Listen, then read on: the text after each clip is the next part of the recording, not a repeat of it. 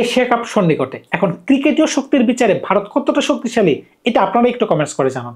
এখন একটা প্লেয়ারের কথা বলি, যেখানে একটা সিরিজে 754 রান করছে, 4টা সেঞ্চুরি করছে, 75 উপর এভারেজ, এক ইনিংসে 260-এর উপর রান, অল্পের জন্য 300 মিস, বলতেছিলাম শুভমান গিলের কথা, ভারতের টেস্ট দলের ক্যাপ্টেন। তিনি কি ভারতের জাতীয় দলের মানে টি-20 দলের অংশ হতে পারবেন কিনা সেটা নিয়ে এখন চর্চা হইতেছে। কারণ কি ভারতীয় দলটা এতটাই পাওয়ারফুল।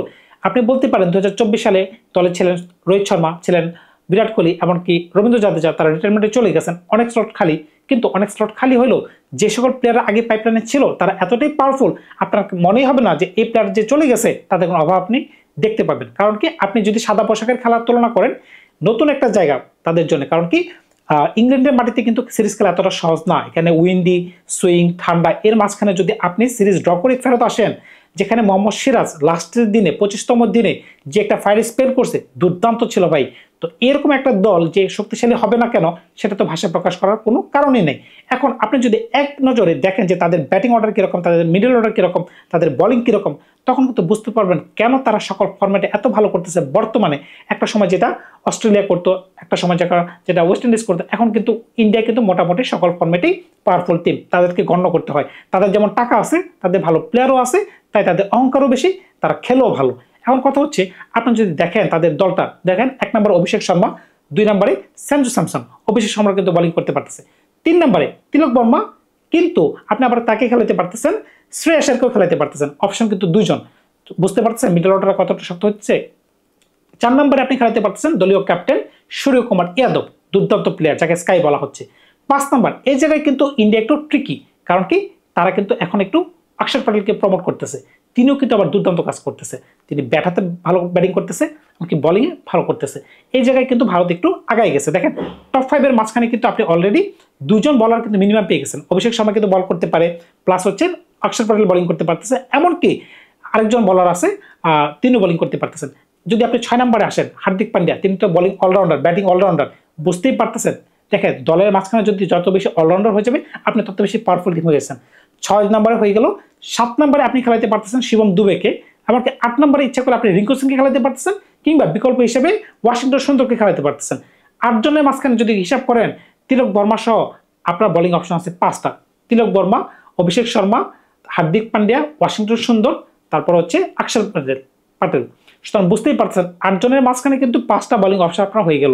এখন যদি প্রিমিয়াম বোলিংয়ে আসেন, বরুণ চক্রবর্তী, কুলদীপ যাদব, আর যদি জাসপ্রীত বুমরাহকে আপনি খেলান তাহলেই হচ্ছে। আর যদি মনে করেন যে না, বরুণ চক্রবর্তী আর কুলদীপ থেকে একজনকে খেলাবেন, তাহলে আপনি খেলাতে পারতেছেন হরদীপ সিং আর জাসপ্রীত বুমরাহ দুজনকেই। আর যদি মনে করেন যে না, জাসপ্রীত বুমরাহ অনেক টেস্ট খেলে ফেলছে, এখন তাকে বিশ্রাম দেওয়া হোক, কোনো সমস্যা নাই, দলে পর্যাপ্ত প্লেয়ার রয়েছে, যেমন মোহাম্মদ সিরাজ খেলতে পারেন, হরদীপ সিং খেলতে পারেন। আর যদি তাদের বেঞ্চ স্ট্রেংথ দেখেন, 3 নম্বর পজিশনে হয় শ্রেয়াস আয়ার খেলতে পারে, নাহলে তিলক বর্মা খেলতে পারতেছেন। তার মানে কি একজনকে বেঞ্চে বসে থাকতে হচ্ছে, দলে থাকবেন কিন্তু বেঞ্চে বসে থাকতে হচ্ছে। আরেকজন ব্যাটসম্যান যেমন জয়সওয়াল, যে কিন্তু টেস্টে দুর্দান্ত খেলছে, এখন এই প্লেয়ারটারও কিন্তু ওপেনিং এর জায়গা হচ্ছে না। এমনকি শুভমান গিলেরও কিন্তু আমি কিন্তু নাম প্রকাশ করতে পারিনি। সুতরাং বুঝতেই পারতেছেন, আমি যদি 2 জনের মাঝখান থেকে অন্তত একজনকেও নেই, আমি যদি শুভমান গিলকে বাদও দিই, তাহলে কোথাও জয়সওয়ালকে আমাকে দলে রাখতে হচ্ছে অ্যাজ এ ব্যাকআপ ওপেনার। থাকে তাদের ব্যাকআপ ওপেনার কতটা মাইটি পাওয়ারফুল। মিডল অর্ডার ব্যাটসম্যান আপনি যদি শ্রেয়াস আয়ারের কথা ভাবেন, তিনি কতটা মাইটি পাওয়ারফুল। বুঝতে পারছেন তাদের বেঞ্চ স্ট্রেংথ কত শক্তিশালী। এমনকি চাহাল, আপনি যদি মনে করেন যে না আরেকজন স্পিন বলারের প্রয়োজন, তখন কিন্তু চাহালকেও আপনি দলে রাখতে পারতেছেন। বুঝতে পারছেন লাইক টু লাইক রিপ্লেসমেন্টে যদি আপনি করতে চান, কোন ধরনের পাওয়ারফুল জিনিসগুলো আপনি ইউজ করতে পারতেছেন।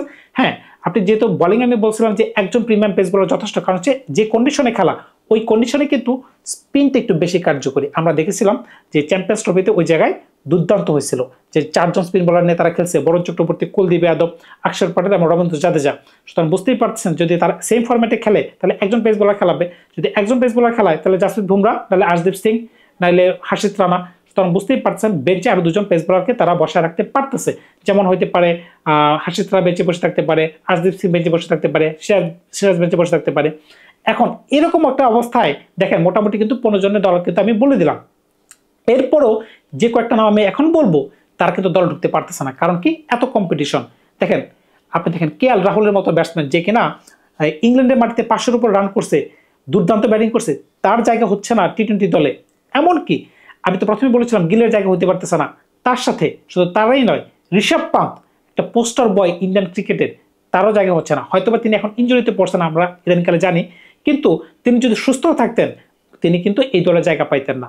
জিতেশ শর্মা আমরা আইপিএল এ দেখেছি তিনি যে ধরনের স্কোপ শট খেলছেন, দুর্দান্ত ছিলেন, এই ধরনের প্লেয়ার কিন্তু দলে জায়গা পাচ্ছেন না।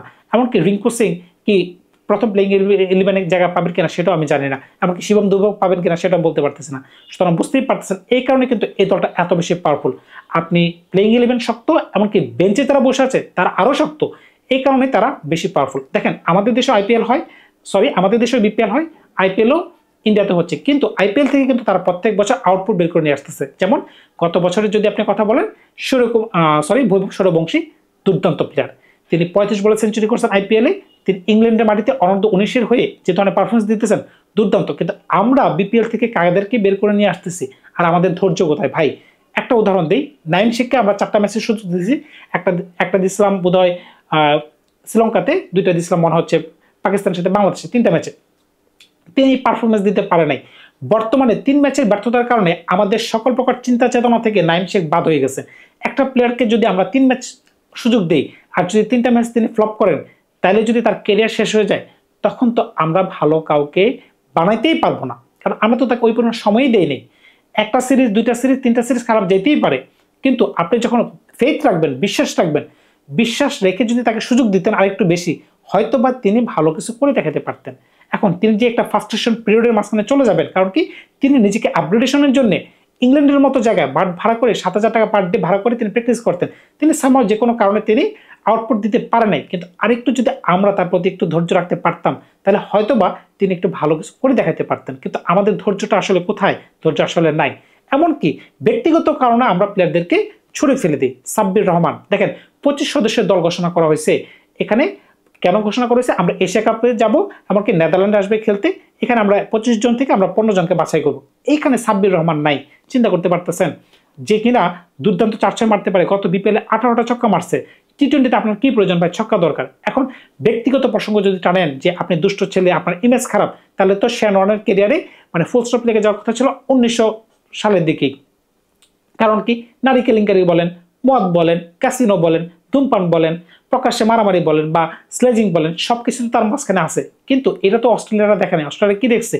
মাঠে তিনি কোন ধরনের পারফরমেন্স দিতেছে, এই জিনিসটা তো আমাদের সবচেয়ে বড় ল্যাকিংস।